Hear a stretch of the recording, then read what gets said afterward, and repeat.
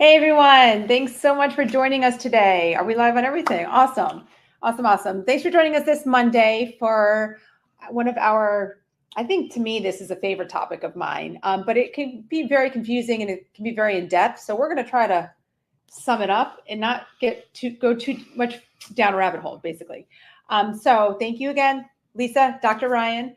Today, we're going to talk about bloating, digestion, anxiety, and fat loss. So have you heard that your gut is your second brain? I think a lot of us have heard that term. Maybe we don't really know what it means. And what if we told you that you could actually lose weight by healing your gut, right? Could be as simple as that. Sometimes this is like just the missing factor in our weight loss journey can be our gut. But our gut is not just about weight loss. It's about so much more. And that's what we're going to get into today. So first of all, I want to make sure you have subscribed to our channel. That way you don't miss any of these that we do. And it also helps you. You can go back and watch all the other ones that we've previously done.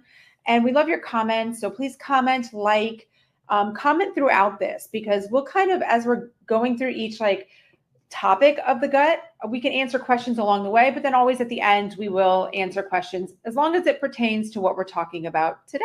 Yeah. Right? Yeah, absolutely. Love the engagement. Yes, the engagement is huge. So, and if you're new to joining us, welcome. We love newcomers and we love repeats. Repeats, that means you like listening to us and you've learned something from us. And the feedback really has been great. I mean, I'm told very often that what we bring to the table is very educational. And again, we try to not get too scientific and too in-depth about something because that's not necessary. It's necessary just to understand and let us make the point so you guys can have a take-home message and something to act on. And before we start, if you guys hear knocking, sorry. Yeah, sorry about that. We're next to a warehouse and apparently they're doing something and the banging keeps happening. We are in one of our two warehouses here. Yes. And next door neighbors are banging away. Yes. Okay, so today we're going to cover the science of the microbiome, how to decrease bloating and improve digestion, which most people think about when we're talking about the gut. Sure. The relationship between anxiety and the gut, so there's the brain connection there. How to achieve fat loss by focusing on the gut. What factors impact the gut microbiome, and then how to really fix and work on the gut microbiome, which will come into our introduction of our LiveGood probiotic gut support supplement that we just recently launched. Super excited about that. So first, let's just kind of dive into the science of the microbiome, because maybe you've heard microbiome, maybe you've just heard gut. Let's talk about it. So the gut microbiome, the gut microbiome refers to all the microbes. Okay, our bacteria, viruses, fungi in our intestines. And other stuff. Yes, but the main categories. Yeah. And they help us digest food. They support our immune system, our heart, and our brain health. So it's these microbes, what's going on in our gut affects so much of our entire body. So we have to understand that, the importance of it. So the gut microbiome begins to affect your body the moment you are born, the moment you enter this world. And as you grow, your gut microbiome diversifies, meaning it starts to get more in different kinds of microbial species.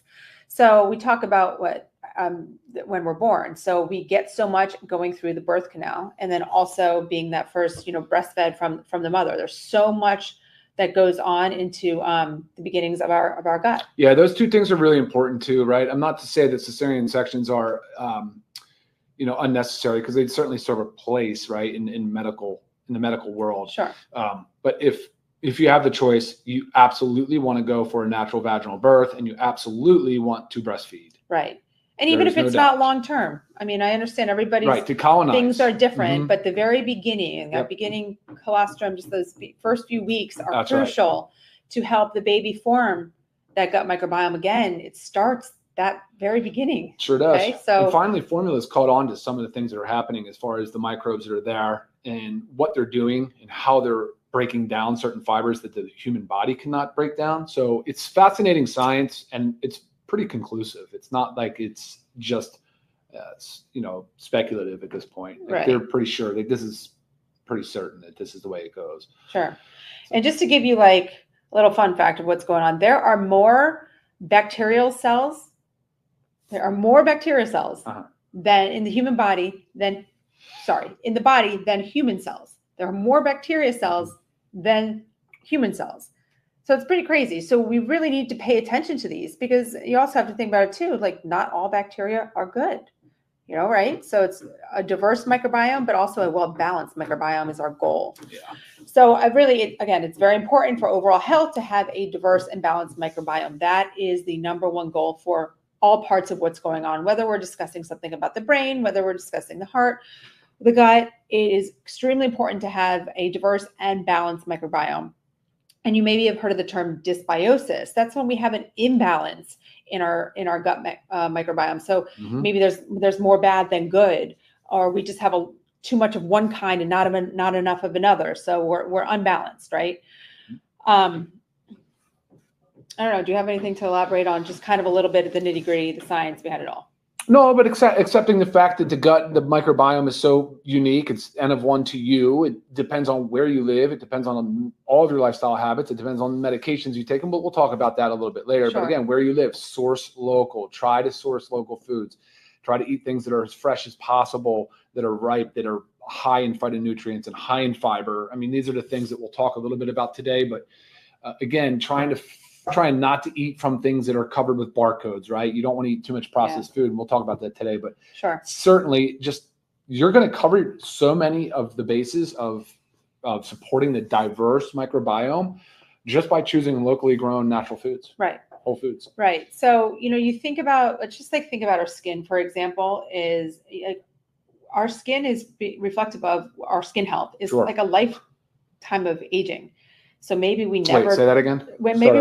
A lifetime of aging, like of sun exposure. So our skin, we're born. Oh, you're saying just as this skin. Right.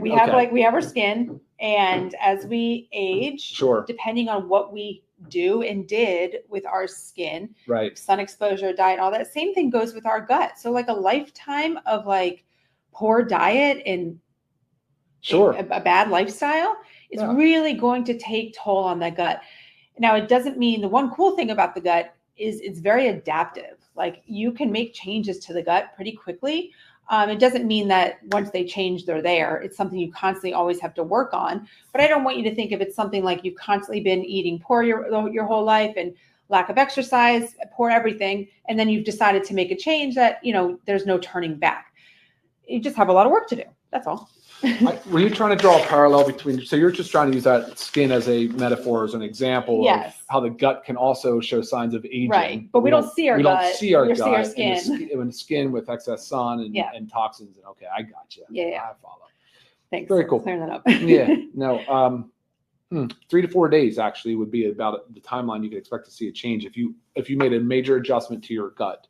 Or your food intake, or by supplementing with a probiotic, 3 to 4 days, and you can start to see significant changes. Which is awesome. And again, it doesn't always stay there. So you have to keep working. You can't just do it and stop. Yeah. Got to take care of it. Okay, so let's talk about how to decrease bloating and improve digestion, because maybe talk about digestion first, but can I talk about that real quick? Yeah. Like if you're going to go for food, right? You're going to eat food. The first thing you do is you smell it. So your olfactory bulbs. We talked about this with essential oils, the impact of what happens, but from a digestive process, it's already started releasing enzymes and preparing the mucosal lining to go to work. So the mouth starts breaking it down with enzymes, and obviously as you digest, it goes into the stomach where it gets tumbled, and pulverized into sort of a sludge. At the same time, it's releasing all these enzymes. It's releasing of course, the microbes, the bacteria, the virus, the different things that are in there, the fungi. That all of this stuff's going to work to break down this food. And a lot of stuff's happening in the gut, but really most of your nutrients absorb in the small intestine. So this is the digestive process, right? And then by the time it reaches your large intestine, your colon, it absorbs back the water. And then you void through your rectum. But this whole process is such an important component to how we extract nutrients out of the foods we eat. And you'll hear that the bacteria, specifically the bacteria, play a giant role in this process. Right. And there's so many, I feel like you could probably relate to this, but there's so many of you that have been diagnosed with IBD, irritable bowel disorder, IBS, which falls under it, but it's basically a category of not necessarily knowing what's going on, but it's a category of symptoms that we get: bloating, gas, diarrhea, constipation, and it all starts with a disrupted microbiome. Sure. And but a lot of times, it's hard to know the root cause, like what is going on, unless you go through testing. You do stool samples, you get to test the microbes on what's going on in your gut. It's a hard thing to to treat. So it just kind of lumped into like, these are your symptoms, you have IBD, okay? So really what's going on when a lot of the gas and bloating and poor digestion happens is our food is not being digested properly. It's being fermented in our gut. Exactly. We get overgrowth of bacteria. We get yeast. Exactly. And all of that going on will lead to the bloating and lead to the gas and discomfort. And I mean, I think there's nothing worse than a stomach ache. So right. You know, so right here, yes, bloating, please. I need help with that. So Lisa was saying, and exactly what Lisa said, a dysbiosis, the wrong balance of bacteria, different things going on, whether it's we'll talk about the causes that throw this dysbiosis into play here. But man, you get that food in there, and now a lot of it doesn't digest. Some of this stuff, the fibers that cannot get broken down by the human body, are now just in there fermenting, and they're putting off gas, and they're just, the bloating is a real problem, but it's a byproduct of what? Well, no, keep going. I'm going to say something example here. It's just a byproduct of poor digestion, right? Because of the lack of the dysbiosis. Sure. So think about when something in your fridge has been sitting there too long and it ferments, and like maybe say it's in a plastic container and it kind of bloats out, swells, and you open it, it explodes. I mean, that is what's going on in your gut. That is your bloating. There goes your gas. I mean, it's horrible. So a lot of people that have the IBD, IBS, have a different composition in their microbiome. They have less of the protective bacteria and more an abundance of the pathogenic bacteria. Yeah. So, it's just something that you need to work on, but you need to understand first, like, why it's going on, because there are so many other things that can affect the gut. So sure. It gets confusing. Let's get through some of those. I mean, I just want to just speak while I'm just saying this, like speaking from example, and always, like, we talk about always finding the root cause. Yes. So a few years ago, I had all of a sudden, out of nowhere, irritable bowel syndrome. I couldn't figure out what was going on. I didn't change anything. Everything seems right. I went to the GI doctor, got checked out. Everything was totally fine. And I tried a low FODMAP diet. I was doing everything by the books and nothing was working. And then thank God for my functional medical doctor, but she found out I had mold toxicity. We had mold in which is unfortunately very common in Florida because of our high humidity. But we had a leak that we didn't know about. And we also had things going on in our air conditioning. So thankfully I was properly diagnosed and I was able to work on that. But again, you have to find the root cause because everybody has a different reaction to things. But when my toxicity went straight to my gut, it completely disrupted my gut. So so many things can happen. Okay, this is another big one. When I talk about the gut is the second brain, right? There is a relationship between anxiety, depression, and your gut. There's a relationship between mood disorders and your gut. So the gut is the second brain. Now, serotonin is our feel-good hormone. And a lot of times with that, you think, okay, that comes from the brain, right? The central nervous system. But 95% of serotonin